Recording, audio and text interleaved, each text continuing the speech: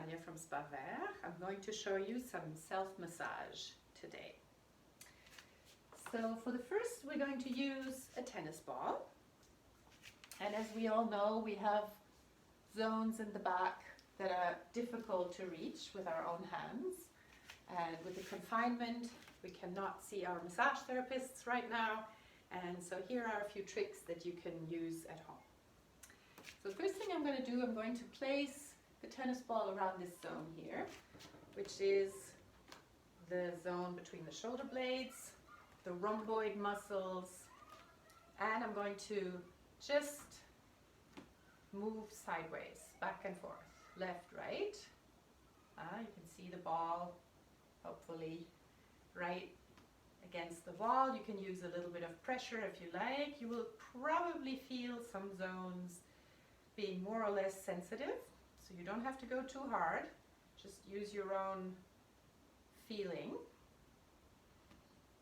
You can let it drop down a little bit and back and forth. You can go up and down. Use your tippy toes if you want. Let it sink a little bit lower till you come to the lumbar spine. You might need to readjust it a little bit. Over here, left, right. You can go on for a little while. It's very relaxing. You can even have a social distance conversation with somebody doing the same thing on another wall. It's very relaxing in the kidney area. Our adrenals might be a little bit overrun these days as well. I do some circles, some up and downward movement. And now I will place the tennis ball right here on the sacrum. And do the same, except that this time it's going to be a little bit of a smaller movement.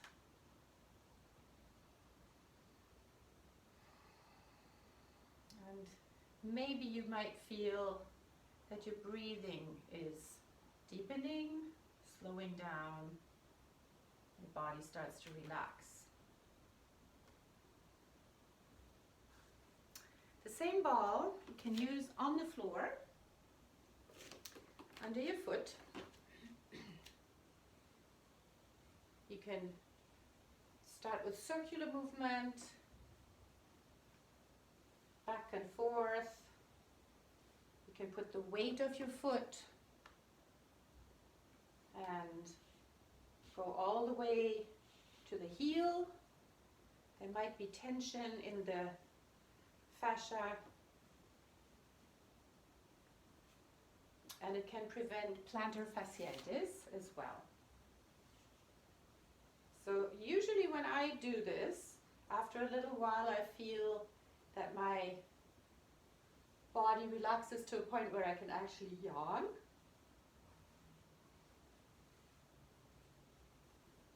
And of course you can use the other foot in the same way. And follow your intuition, follow your own personal feeling of how much pressure you want to apply. If the tennis ball is too hard, you can use a juggling ball, which is also, especially for children, probably more appropriate. You can do the same on your back, under your feet. You can roll it in your hands. There's a lot of pressure points there that also benefit from the self-massage. And we have another ball, which from one side looks like a ball, the other side not so much. It's a deflated ball. I used a basketball. You should probably use a smaller ball with less texture. And what we're going to do, we can place it on the mat, if you have a yoga mat, and actually cradle our head to create a form of relaxation, very gentle type of relaxation.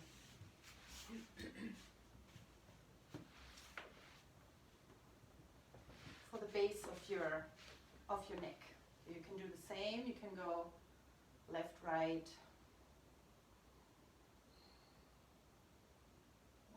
That's about the movement you can do. You can place it a little bit lower, just below your shoulder blades.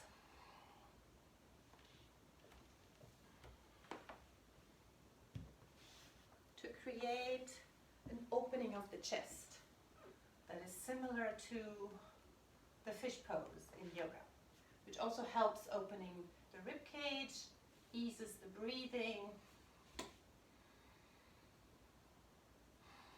helps to relax the nervous system.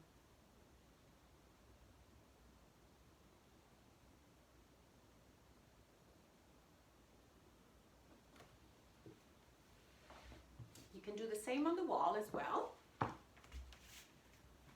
Right? It's a little bit more of a surface that will be massaged at the same time. There.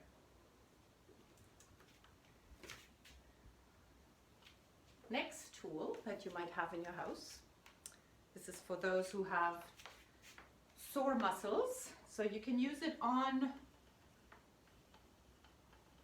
your thigh muscles. You can use it on the side, actually quite relaxing. Somebody can do it for you if you have somebody around.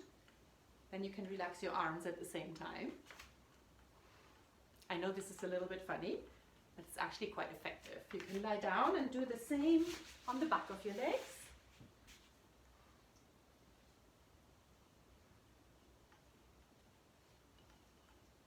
And of course you can use one of your children. They're going to have great fun. You can lie down and have them massage, roll, flatten your back in whichever way they feel like. It's going to be a great moment of fun for them.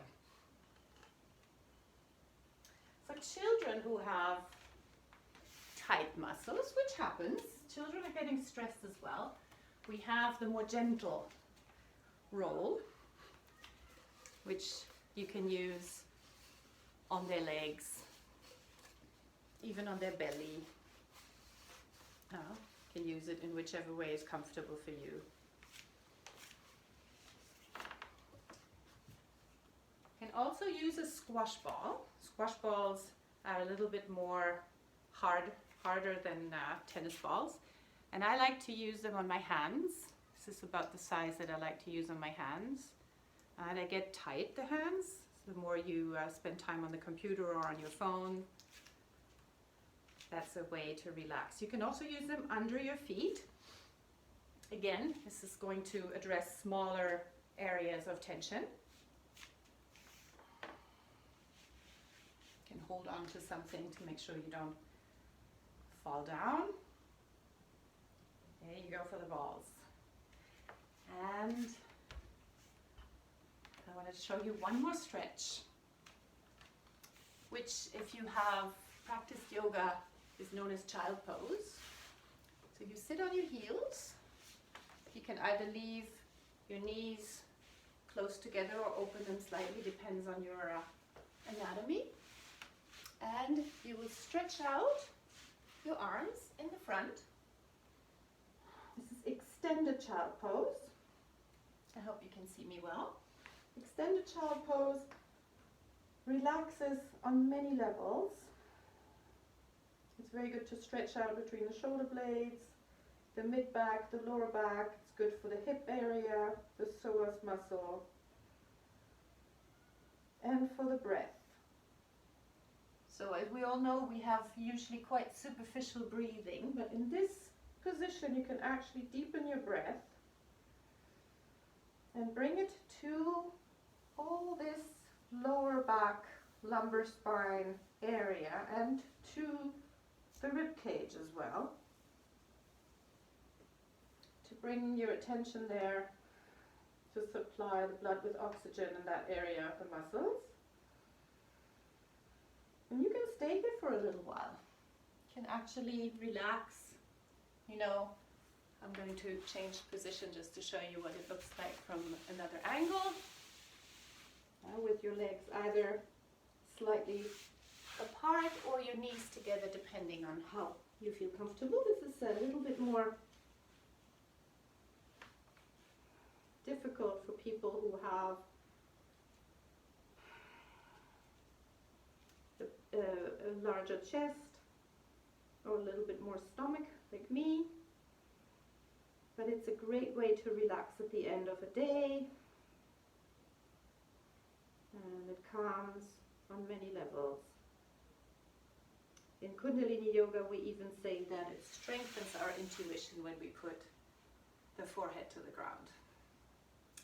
I hope you enjoyed, and I wish you a very relaxing day. Bye bye.